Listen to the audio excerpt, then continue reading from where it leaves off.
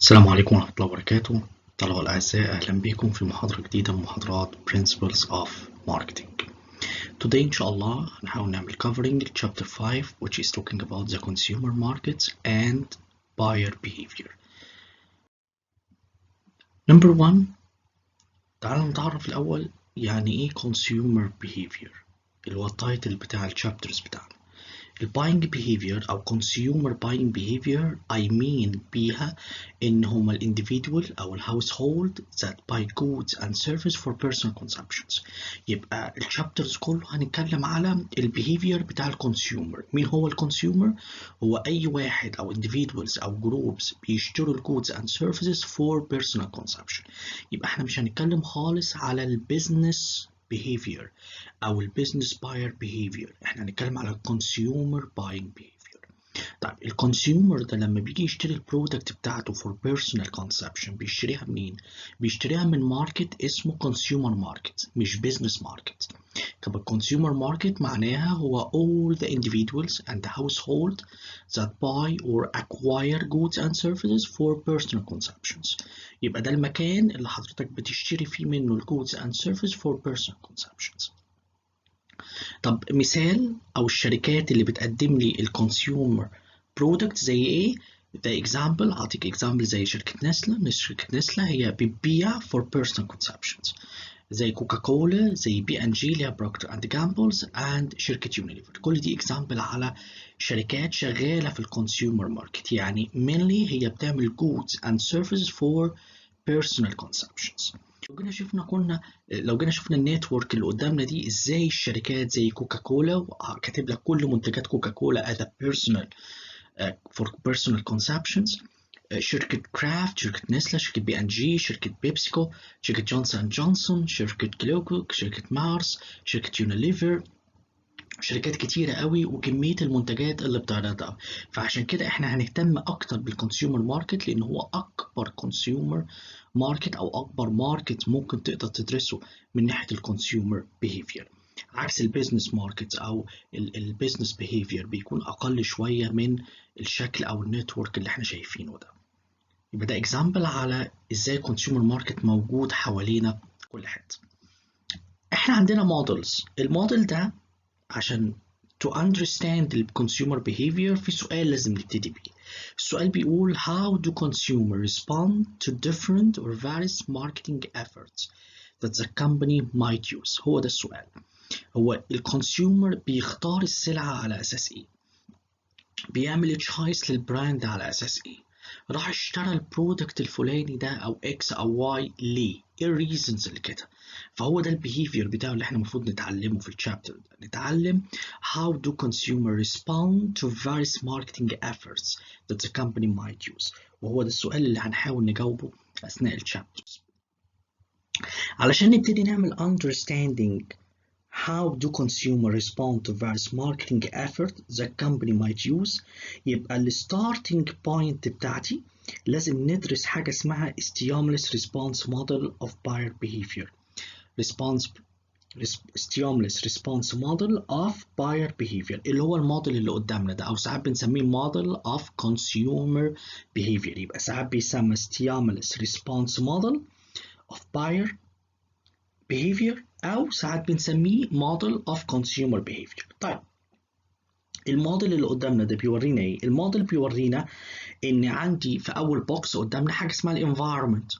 الانفايرمنت دي هي عباره عن حاجتين، ماركتنج ستيمولي اللي هم الفور بيس بتوعنا دول بيعملوا انتر، وعنده حاجات اذر زي الايكونوميك والتكنولوجيكال والسوشيال والكالتشرز بيعملوا انتر لحاجه في النص كده اسمها باير بلاك بوكس. باير بلاك بوكس، باير بلاك بوكس هو البرين بتاع الكونسيومر بتاعي، البرين بتاع الكونسيومر بتاعي، وهو ده المكنه او المصنع اللي بيتاخد فيه القرار جواه. يبقى ادي الكونسيومر عندي عباره عن باير بلاك بوكس، حاجه انا ما اعرفهاش، حاجه هيدن، فعشان كده سميناها بلاك بوكس. بيدخل له بعض الانبوتس عباره عن برودكت، برايس، place, promotions and other like economic factors, technological factor, social factor, cultures factor. دي بتعمل امباكت على البلاك بوكس بتاعه، فيطلع لنا شوية responses اللي هو آخر بوكس قدامنا. الريسبونسز ده يتعلق بقى امتى هيشتري، when, where and how much، البراند اللي هيشتريها ايه، الباينج اتيتيودز، البريفرنسز بتاعته عبارة عن ايه. يبقى المودلز ده بيوضح لنا ان في مجموعة من الانبوتس بتعمل امباكت على البلاك بوكس او الكونسيومر بيهيفير، فبيخلي البيهيفير ده هو اللي يبتدي يبقى عنده اتيتيودز معين، هو اللي يبقى عنده بيهيفير معين، هو اللي بيحدد when, where and how much، بيحدد البراند and etc. يبقى the marketer wants to understand how the stimuli are changed in responses inside the consumer black box. يبقى عشان نفهم ازاي الانفايرمنت دي او الماركتنج ستيمولي اللي هو البوكس رقم 1 بيأثر على البوكس الاخير اللي هو الباير ريسبونسز، يبقى لازم ندرس البوكس اللي في النص ده اللي اسمه باير بلاك بوكس. تاني، يبقى in order to understand ازاي الانفايرمنت بتأثر على الباير ريسبونسز يبقى لازم ندرس الباير بلاك بوكس. وin order to understand الباير بلاك بوكس يبقى احنا لازم نعمل understanding ل two items. Number one, the buyer characteristics influences how the buyer behavior أو how he or she perceived and react to stimulus. دي first one. يبقى first part من الشابتر هندرس الباير characteristics. ايه الحاجات اللي موجودة في الباير characteristics اللي ليها impact على الانفايرمنت دي او الانفايرمنت بتأثر على الكاركترستكس دي، وبالتالي لو فهمناها ممكن نقدر نعمل conclusion هو ليه اختار السلعة دي، ليه اشتراها من المكان ده، وليه اشترى الكمية دي، وليه اشترى البراند ده، وليه كان عنده بوزيتيف اتيتيودز وهو بيشتري، ليه عمل بريفرنس لبرودكت معين وعمل ريجكتد لبرودكت معين. ده هنفهمه لو احنا فهمنا نمبر 1 في البلاك بوكس اللي هو الباير كاركترستكس. بعد ما نفهم الباير كاركترستكس السكند لازم نفهم الباير ديسيجن بروسيس اتسلف، لان could be affect the buyer behavior، لأن ربما كمان طريقة اتخاذه في قرار الشراء ممكن يكون لها تأثير على على الريسبونسز بتاعته. يبقى احنا هندرس حاجتين في الشابتر ده. البارت الأولاني هندرس الباير كاركترستكس، البارت الثاني من الشابتر هندرس الباير ديسيجن بروسيس. تعالى نبتدي الأول حاجة بالباير. نبدأ بأول حاجة الكاركترستكس affecting consumer behavior. احنا عملنا dividing للكاركترستكس دي لأربع أنواع من الكاركترستكس. Number 1 cultural, social, personal and psychological. وهندرس كل واحدة بالتفصيل شوية. يعني مثلا هندرس في الكالتشرز هندرس فيها 3 أنواع من الكاركترستكس زي cultures والسب كالتشر والسوشيال كلاسز. والسوشيال هندرس فيها الجروب and social network والفاميلي والرولز and status. والبيرسونال هدرس فيها الايج واللايف سايكل ستيج، الاوكيوبيشنال ايكونوميك كونديشنز او سيتويشن والبيرسوناليتي واللايف ستايل. السايكولوجيكال هدرس الموتيفيشن والبرسبشن والليرنينج والبيليفز والاتيتيودز.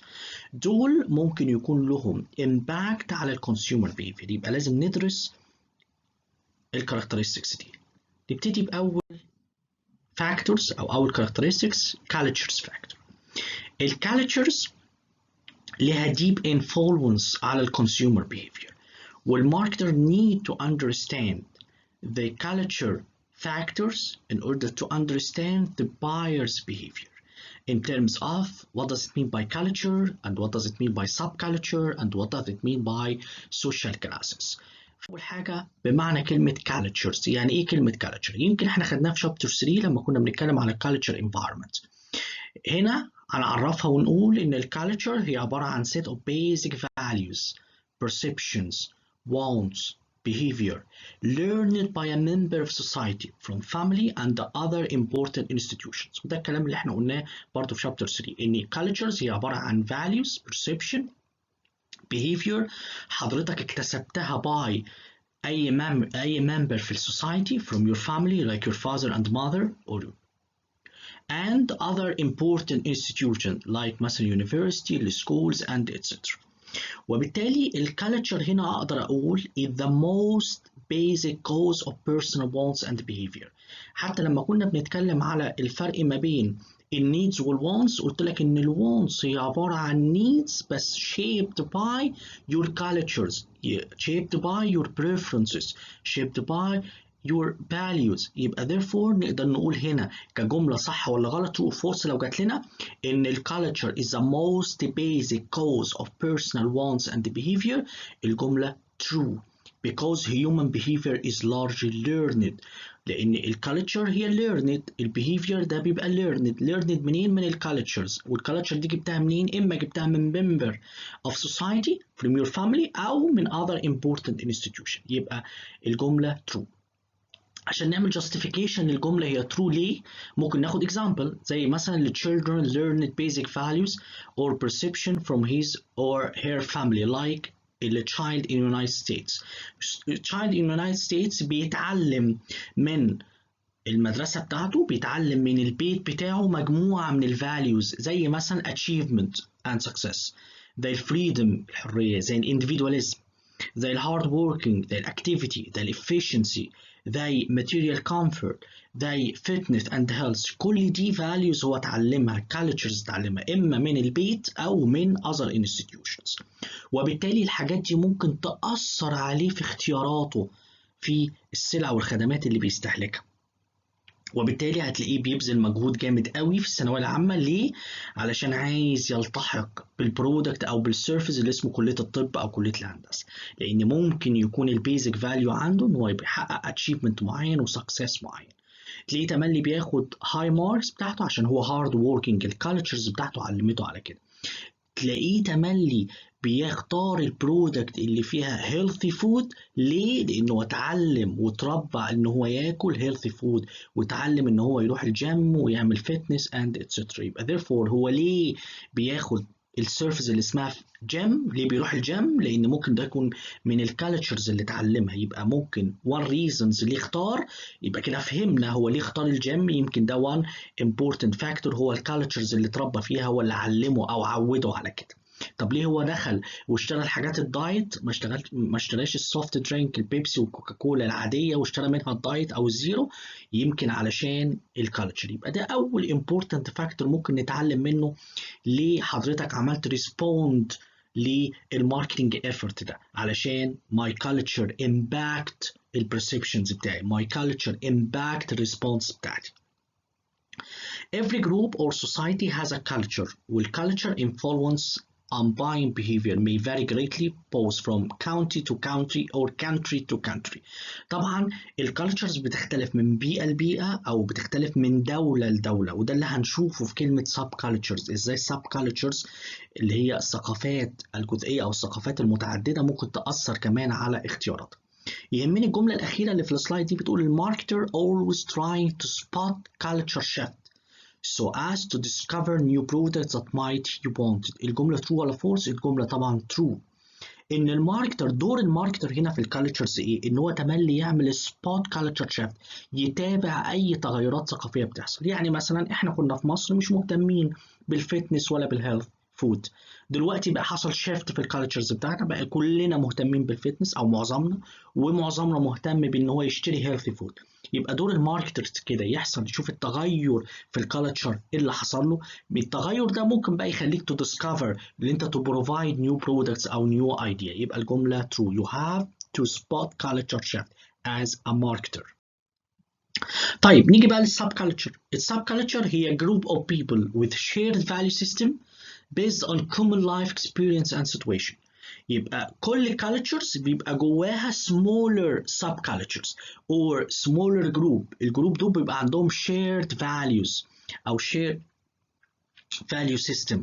example مثلا ان ممكن السب كالتشرز دي determined by nationalities.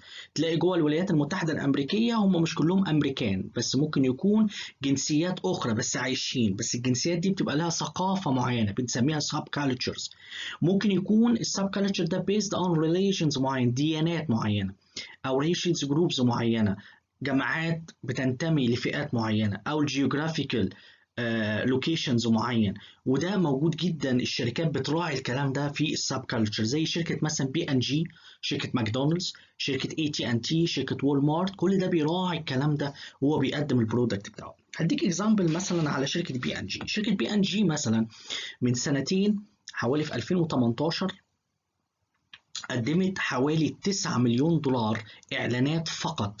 9 مليون دولار، 9 مليون دولار بس ادفرتايزنج، علشان الهسبانيك بيبل اللي موجودين في الولايات المتحده الامريكيه. هسبانيك بيبل اللي هم الناس اللي بيتكلموا، اللي هو من اصل سبانيش سبيكينج كانتريز، اللي موجودين داخل الولايات المتحده الامريكيه، ودول بيمثلوا حوالي من 17 ل 18% من سكان الولايات المتحده الامريكيه اللي هم السبانيش سبيكينج بيبل داخل الولايات المتحده الامريكيه. فبي ان جي قدمت مجموعه اعلانات لمنتجات تايد لو نسمع عنها، ومنتجات كريست اللي هو معجون السنان، فقط باللغه الاسبانيه، علشان التارجت بتاعها يكون، او الكالتشر او السب كالتشرز بتوعها اللي هم الناس الاسبانيش سبيكينج كانتريز، وصرفت حوالي 9 مليون جنيه على الاعلانات دي. مثال اخر برضو على السب كالتشر ازاي بيعمل امباكت على الماركتينج. هنلاقي مثلا في من ضمن البراندات المشهوره في الولايات المتحده الامريكيه حاجه اسمها الهول مارك، HALL مارك. هول مارك ده بيقدم البوستال كارد، كروت زي كروت مثلا بتاع هابي بيرث داي، كروت الويدنج، كروت الزفاف، مش عارف ايه، اللي انت بتكتب عليها اي كلمات او ويشز معينه. حبت عملت حاجه جديده. ايه اللي عملته؟ قالت ان في حاجه اسمها سب كالتشرز، والسب كالتشر ممكن يعمل امباكت على الريسبونس بتاع الكونسيومر. فعملت ايه؟ فبدات تعمل كارد، بوستال كارد، كروت، والكروت دي بتكون سميتها افرو سنترنج. افرو سنترنج دول عشان تعمل سيلبريت للافريكان بيبل انسايد يونايتد ستيتس، لان جوه الولايات المتحده الامريكيه في ناس من افريقيا كتير جدا اللي هم الناس السود، وبالتالي فبدات تعمل لهم كروت عليها بعض الكالتشرز بتاعتهم، نفس الالوان. لو انت دخلت كده على الانترنت هتلاقي مثلا بوستر كارد مكتوب عليه مثلا رسمه بيبي، بس البيبي اسمر، فده يبقى دايركتد لي لو انت بتعمل ويشز لاي واحد داخل الولايات المتحده الامريكيه من الافريكان بيبل. فطبعا ده كان حاجه جميله جدا ان انت تراعي او تعمل سبوت قوي على السب كالتشرز اللي موجوده، وسميته افرو سنتريك ان اوردر تو سيلبريت للافريكان بيبل عن طريق الكروت، كروت الهابي بيرث داي، كروت الويدنج اند اتسترا. يبقى ده نوع من انواع ازاي اعمل تريسنج او اعمل كنترول على السب كالتشر. ده مثال مثلا على بي ان جي. تالت عنصر في الكالتشر لازم اتعلمه هو السوشيال كلاسز. السوشيال كلاسز بيسموها الطبقات الاجتماعيه، ودي relatively permanent and ordered division in society. هي عادة بتكون عبارة عن تقسيمات ثابتة موجودة في السوسايتي بتاعنا. whose members share similar value, interest and behavior. ولازم نفهم ان الكلاسز دي حصل لها division not determined by a single factor. يعني ما تقوليش ان احنا هنقسم الطبقات الاجتماعية فقط based on income. Income is one factor. It is not the total factors اللي موجودة عندي، لا ده single factor. يبقى social classes is not determined by a single factor such as income. لأن بعض الناس تقول لك الطبقات الاجتماعية هي التي تقسم عن طريق الانكم أو الدخول. لا، احنا ممكن نقسمها based on income، ممكن نقسمها based on education، ممكن نقسمها based on occupation، ممكن نقسمها based on wealth and other variables. يبقى لما اجي اقول social classes is not determined by a single factors such as income but is measured as a combination of occupation, income, education. income ده واحد من ضمن الفاريبل، يبقى هنا الجملة true. يبقى social classes is not، مهمة قوي كلمة is not determined by a single factor such as الانكم بتاعي. بس لازم ناخد بالنا حاجه، التقسيمات دي اللي انا ممكن اقسم مجموعه المتعلمين او اوكيوبيشن معين زي وظائف معينه، لازم نفهم ان اللاين between social classes are not fixed and rigid. People can move to high or social class. هديك مثال بسيط جدا، ان انا ممكن اكون في occupation معين كمثلا سوبرفايزر، بس ممكن عملت improvement واتنقلت من الاوكيوبيشن بتاع السوبرفايزر بقيت مانجرز، يبقى انا اتنقلت لسوشيال كلاسز جديده، وبالتالي برضو الانكم بتاعي اتنقل للسوشيال كلاسز جديده. وبالتالي لازم ناخد بالنا ان السوشيال كلاسز هي مش حاجه فيكسد، هي متغيره، لان البيبل يقدروا يعملوا موف لهاير او حتى ممكن يعملوا دروب تو لور. ابقى انا سوبرفايزر ويحصل لي حاجه معينه معينه وما اقدرش اكمل، فبالتالي ممكن الرتبه بتاعتي تنزل، او على الاقل ابقى في نفس الرتبه بتاعتي، او نفس الاوكيوبيشن بتاعي، او نفس الايديوكيشن بتاعي، او نفس الويلث بتاعي، او يقل الويلث بتاعتي شويه. يبقى ده السوشيال كلاسز. ماركتر are interested in social classes. ليه؟ لأن ال people within a given social classes tend to exhibit similar buying behavior.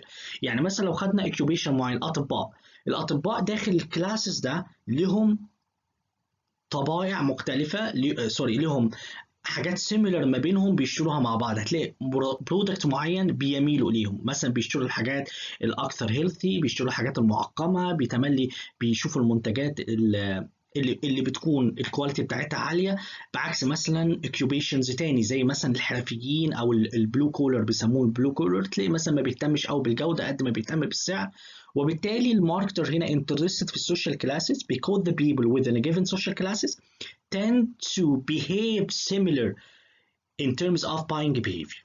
يعني خد مثال على كده بقى، اي مثال على الكلوزز، خد على الهوم فرنيتشرز، الترافل، الفاينانشال سيرفيسز، الاوتوموبيلز اند اتسترا. ممكن ده بيتحدد based on السوشيال كلاسز بتاعتنا. كده يبقى احنا خلصنا الفاكتورز الاولانيه للكالتشر، اتعرفنا يعني ايه كالتشر، اتعرفنا يعني ايه سب كالتشر، وكمان اتعرفنا يعني ايه سوشيال كلاس. الجروب الثاني اللي ممكن يعمل امباكت ككاركترستكس على البلاك بوكس بتاعك، وبالتالي يقدر يعمل امباكت على الريسبونس بتاع الكونسيومر، حاجه اسمها social factors. What does it mean by social factor? Social factors هندرس فيها 3 حاجات: consumer groups والسوشيال نتورك اللي هي الاونلاين، وهندرس يعني ايه فاميلي، وهندرس يعني ايه رول اند ستيتس. تعال نعرف اول حاجه يعني ايه جروب. كلمه جروب هي two or more people interact together in order to accomplish specific goals or mutual goals. يبقى الجماعه هي اي اتنين ليهم هدف مشترك ما بينهم، والجروب دول بيبقى لهم direct impact to which a person belonging as a membership groups. وتملي الجماعة دي بيبقى ليها impact على البيرسونز ده، وعشان كده بنسميهم الناس اللي منضمة للجماعة بنسميها membership groups اللي هي جماعة العضوية بنسميها. يبقى أنا بنتمي لنقابة المحامين، يبقى النقابة ده يونيون، يبقى ده جروب بنتمي ليها، يعني belonging يبقى ليا membership group. ممكن انتمائي لنقابة المحامين بيأثر عليا؟ ممكن يأثر عليا، الاقيني مثلا بشتري منتجات معينة، يبقى ده، ما خلي بالك بقى، ما هو الجروب كمان بيبقى له جزء منه بيأثر منه الكالتشر اللي انا اتكلمت عليه من شوية. يبقى الجروب هو انتمائك لأي جماعة ممكن يأثر عليك. نقابة المهندسين هتلاقي الناس دي بتهتم بمنتجات معينة بتشتريها، فممكن أعرف إيه السبب اللي حضرتك اشتريت البرودكت ده. ممكن يكون السبب انتمائك أو أنت ممبرشيب في جماعة معينة من جماعات العمل أو أي جماعة أخرى. العكس بقى، عكس الممبرشيب جروبس، حاجة اسمها الريفرنس جروب. الريفرنس جروب دول serve as direct or indirect point of comparison or references informing a person attitudes or behavior. الريفرنس جروب عكس الجماعة ليه أو الممبرشيب جروب ليه؟ لأن الممبرشيب جروب حضرتك أنت belonging للجروب، لكن الريفرنس جروب حضرتك not belonging للجروب. أمال إيه بقى؟ طالما not belonging فساعات بنسميها الريفرنس جروب، ساعات بنسميها aspirational جروب. يبقى الريفرنس جروب الفرق ما بينها وما بين الممبرشيب جروب. الممبرشيب جروب دي جماعه اوريدي حضرتك belonging ليها، بتنتمي ليها. لكن الجماعه التي لا تنتمي اليها وتتمنى الانتماء اليها دي بنسميها ريفرنس جروب او sometimes called aspirational group. يبقى people often are influenced by reference group to which do not belonging. For example an aspirational group، يعني انا مش مشترك في النادي الاهلي، يبقى انا مش ممبر في النادي الاهلي، بس انا عندي desire I'm looking forward اللي انا انتمي للنادي الاهلي، بس انت not yet belonging. يبقى النادي الاهلي ده بالنسبه لك ريفرنس، يبقى انا بشتري فلنة النادي الاهلي او فلنة نادي الزمالك او اي نادي معين بالرغم ان انا مش ممبرشيب. طب انت ليه؟ انا بتمنى اكون ممبرشيب، يبقى انا لسه not belonging. بجمع حاجات من الثانويه العامه، حاجات في الطب ومش عارف ايه، مع انك انت لسه ما دخلتش طب، يبقى انت عندك aspirational group. ده اسمه ريفرنس جروب. دخلت كليه الطب يبقى انت بقيت ممبرشيب جروب، دخلت النادي الاهلي وبقيت ممبرشيب يبقى انت اسمك ممبرشيب جروب. يبقى ده الفرق ما بين كلمه ممبرشيب جروب او ريفرنس جروب او اسبريشنال جروب. يبقى اسبريشنال جروب او ريفرنس جروب هما انت بتنتمي لجماعه، بس الانتماء ده not belonging، انت بتنتمي فقط اسبريشنال كامنيه كهوب كويشز، اللي انت امنيه اللي انت تواش اللي انت تو belong للجماعه دي. example مثلا انا كاتب لك example هو when young football player hopes to somebody like football مو صلاح. انت نفسك تبقى مو صلاح ونفسك بتلبس نفس التيشيرت بتاع مو صلاح ونفس الرقم ونفسك، وممكن بتروح تحضر كمان الماتشات بتاعت ليفربول او بتتفرج عليها، بس انت not yet belonging لليفربول كلاب، انت مش تبع نادي ليفربول. الماركتر try to identify references group of their target market. دور الماركتر هنا ايه؟ يحدد لي مين هم الريفرنس جروب. مو صلاح او محمد صلاح هو ريفرنس جروب، ممكن ناس تانية من الفنانين هم ريفرنس جروب، ممكن دول انا احددهم واشوف هم البيهيفير بتاعهم ايه، واشوف الفانز بتاعهم او الفولورز بتاعهم ممكن يمشوا على نفس البيهيفير ده ولا لا، فده هيسهل لك كتير.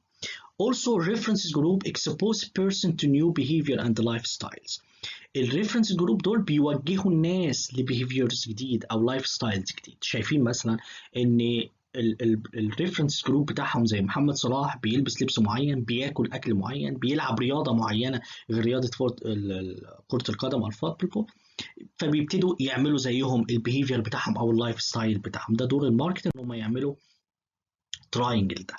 النقطة الثانية إن في عندي حاجة اسمها word of mouth influence اللي هو تأثير الكلمة. The impact of personal words and recommendation of trusted friends, family, associates and other consumer of buying behavior. تاني حاجة لازم تاخد بالك منها واحنا بندرس السوشيال فاكتورز هي تأثير الكلمة. الكلمة اللي بتخرج من اللسان على الناس. لما يكون في trusted friends، لما يجي دكتور مثلا فور اكزامبل يجي يقول لك ان ديتول خلي بالكم بيحمي الأطفال بنسبة 99%، فده والدكتور ده أنا عارفه فده trusted friend بالنسبة لي، وبالتالي هيأثر عليا ان انا اشتري ديتول. يبقى انا اشتريت ديتول عشان شفت الدكتور بيقول لي يا لو سمحت لما ابنك يحصل له جروح طهر الجرح بمادة ديتول او بماركة ديتول. يبقى انا اشتريت ديتول ليه؟ علشان الدكتور التراستد فريند ده قال لي كده، او يور ماذر قالت لك كده. الافضل ان انت تعمل بالاسلوب ده او تشتري البراند ده. يبقى ممكن يكون الورد اوف ماوث ده له انفلونس. عشان كده لما انت بتخش على اي اونلاين ماركت بتلاقي حاجه اسمها الريفيو، فبتشوف الريفيوز بتاعت الناس كاتبه ايه، فبتكتب مثلا ان ده باد برودكت او جود برودكت. كل ما يبقى فيه جود ريفيو على البرودكت بتاعك كل ما ده هيكون له امباكت على البيهيفير بتاعت الناس. فممكن انا اكون اشتريت المنتج ده علشان لقيت على الانترنت ان هو واخد 5 ستارز في الريفيوز، واخد ريفيوز جود كتيره قوي، واخد ان هو بيست برودكت موجود بالنسبه للريفيو. وبالتالي خلي بالك برضو من الورد اوف ماوس او الكترونيك، دلوقتي بيسموها الكترونيك وورد اوف ماوس اللي هو الريفيوز اللي بيتم على الاونلاين. الاسلوب الثالث او الحاجه الثالثه تخلي بالك منها اللي هو الاوبينيون ليدرز. الاوبينيون ليدر هم person within reference group because of special skills or knowledge or personality or characteristic exert social influence on others. دول ناس تعدت مرحله الريفرنس جروب، مش مجرد بس انا انسباير بيهم، لا ده انا كمان ماشي على نفس الستايلز بتاعهم توتالي. فدول بنسميهم opinion leader قادة رأي، هم دول اللي بيقودوا الناس، بيبقى عندهم special characteristics special knowledge special personality، بيقدروا يعملوا influence على البيهيفير بتاع الآخرين. ده بالنسبه كده اتكلمنا على الجروب، لان احنا قلنا في السوشيال هنتكلم على الجروب وهنتكلم على السوشيال نتورك. طبعا السوشيال نتورك هي لها امباكت كبير على البيهيفير بتاعت الناس، والاكزامبل على السوشيال نتورك زي البلوجز بتاعتنا، زي الاونلاينز سوشيال ميديا، زي البراند كوميونيتيز، كل دول ممكن ياثروا على الاوبينيون وممكن ياثروا على الانفورميشنز وممكن ياثروا على البيهيفير بتاعت الكونسيومرز بتاعنا. يبقى احنا كده درسنا الجروب، ودرسنا الجروب دي بيبقى في حاجه اسمها ممبرشيب جروب والعكسها اسمها ريفرنس جروب، وفي عندي حاجه اسمها وورد اوف ماوس، وعندي اوبينيون ليدر. والاوبينيون ليدر هي جزء من الريفرنس جروب بس ناس اعلى شويه، ودول عاده بيكون زي السليبرتيز زي عمرو دياب، زي الناس المشاهير اللي ممكن بيبقى لهم تاثير اكتر، زي محمد صلاح ما هو ريفرنس جروب وهو اوبينيون ليدر حاليا. وبالتالي احنا نقدر نقول ان الحاجات دي ممكن تاثر على الريسبونس بتاع الكونسيومر بتاعه في اختياره للبرودكت او البراند نيم بتاعه. الحاجه الثانيه الفاميلي. احنا كده خلصنا الجروب. الحاجة التانية الفاميلي. هل الفاميلي ممكن ليها تأثير علينا؟ طبعا الفاميلي members can strongly influence the buyer behavior. والماركتر هنا interested in the roles and influence of the husband, wife, children on the purchase of different product and services. أديك مثال. السؤال دلوقتي اللي بيطرح في أذهان كل الماركتر هو مين اللي بياخد دور الشراء في الفاميلي؟ هل الفاذر ولا الماذر ولا التشيلدرن؟ انا هديك مثال على هوندا سكوتر. هوندا سكوترز اول ما ظهرت في فيلم كرتون. البرودكت ده ظهر في فيلم كرتون، فكان شادد قوي ومور اتنشنز قوي للتشيلدرن. فلما جه الاب والام يبتدوا يشتروا برودكت من شركات هوندا، بدأت الأبناء يضغطوا عليهم إن هم يشتروا هوندا سكوترز. يبقى مين هنا اللي خد قرار؟ مين اللي أثر على قرار الشراء؟ هو التشيلدرن، هو اللي خلى الأب والأم يختاروا إن هم يشتروا هوندا سكوترز اللي هو شافها في الكرتون اللي موجود. عشان كده معظم الشركات ممكن تبتدي الدعاية بتاعتها من الكرتون، علشان عارفة ان التشيلدرن هيعمل انفلونس على الماذر، هيزن على بابا وماما، فممكن يشتروا البرودكت ده حتى لو البرودكت ده مش هيقدر يستخدمه حاليا في السن او الايدج بتاعته، فممكن يكون له دور تأثير. نيجي مثلا للحاجات اللي احنا بنسميها الحاجات الكابيتاليزم، او الحاجات اللي بنسميها الرأسمالية أو الكابيتال، زي مثلا العربية، زي التلاجة، زي الفريج، زي الكوكر، زي مفروض إن الدراسات بتقول إن الهاسبندز بيكون له دور أكبر في الشراء. فعشان كده ممكن يكون الإعلان، وإحنا بنعمل الإعلان بتاعنا ممكن نجيب الهاسبند والوايف as a joint كده influence على الديسيجن، ان هم دول اللي بياخدوا الديسيجن في الحاجات دي.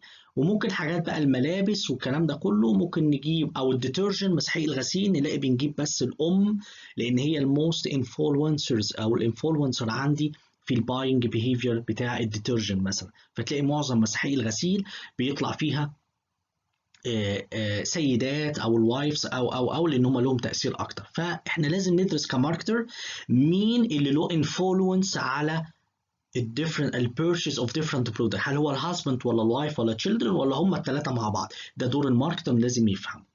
تالت حاجه الدور والستيتس. ان البيرسون belong to many groups, family, club, organization, online communities, and a person position in each group can be defined in terms of both role and status. Role consists of activities person are expected to perform according to people around them. لازم أعرف الدور. انتمائك لأي جماعة أو أي مكان بتنتمي ليه بيعتمد على أنت دورك إيه داخل الجروب ده. هل أنت في الهاي ليفل ولا في الميدل ولا في اللو ليفل؟ هل أنا لو ماسك مثلا جروب على أونلاين، هل أنا الأدمن ولا جاست ممبر؟ لأن الأدمن ده هيكون له بروموشنز، هيكون له ماركتنج اكتيفيتيز مختلفة تماما لما أنا بوجهها له غير لما أوجهها لواحد ممبر داخل for example an online communities and etc. وبالتالي كل دور بيختلف وبيأثر على البيهيفيرز بتاع حضرتك. و people usually choose product appropriate to their roles and status. وبالتالي بيختاروا بناء على هذا الدور. وبالتالي الدور بتاعك حتى في العمل لو انت بتبقى high level management او high level managers من الإدارة العليا، رئيس مجلس إدارة، هتلاقي لبسك مختلف. نمط شرائك للسيارات هتكون بتشتري عربيات بماركات معينة أو بأسعار معينة، بتقعد في ريستورانت بطريقة معينة أو بتروح مش أي ريستورانت بتاكل فيه لو أنت الهاي ليفل.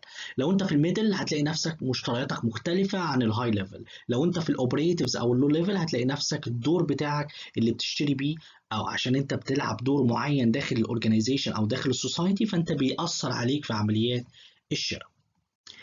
يبقى بكده النهارده اتعرفنا على اول جزء من الجزء بتاع البلاك بوكس بتاع الكونسيومر او الكونسيومر باينج بيهيفير، ودرسنا الكاركترستكس. خدنا اول تو كاركترستكس او تو فاكتورز. خدنا الكالتشر فاكتور، اتعرفنا يعني ايه كالتشر، اتعرفنا على السب كالتشر، وكمان اتعرفنا على السوشيال كلاسز. وبعد كده درسنا العناصر الثانيه اللي احنا بنسميها السوشيال فاكتور. السوشيال فاكتور دي انكلود الفاميلي او الجروب وكمان الرولز اند ستاتس. ودرسنا فيهم ازاي ان الفاميلي وازاي ان انتمائك لجروب ممبرشيب ممكن يأثر عليك، او الريفرنس جروب ممكن يأثر عليك. هنكتفي بكده لغايه هنا في المحاضره، وان شاء الله نكمل المره الجايه بقيه الكاركترستكس، هنكمل بقيه السايكولوجيكال والبيرسونال فاكتور، وناخد كمان الباينج باير بيهيفيرز او الباينج بروسيس بيهيفير بتاع الكونسيومر. ان شاء الله اشوفكم على خير، ولو حد عنده اي تساؤلات انا منتظر تساؤلاتكم ان شاء الله. شكرا لكم والسلام عليكم ورحمه الله وبركاته.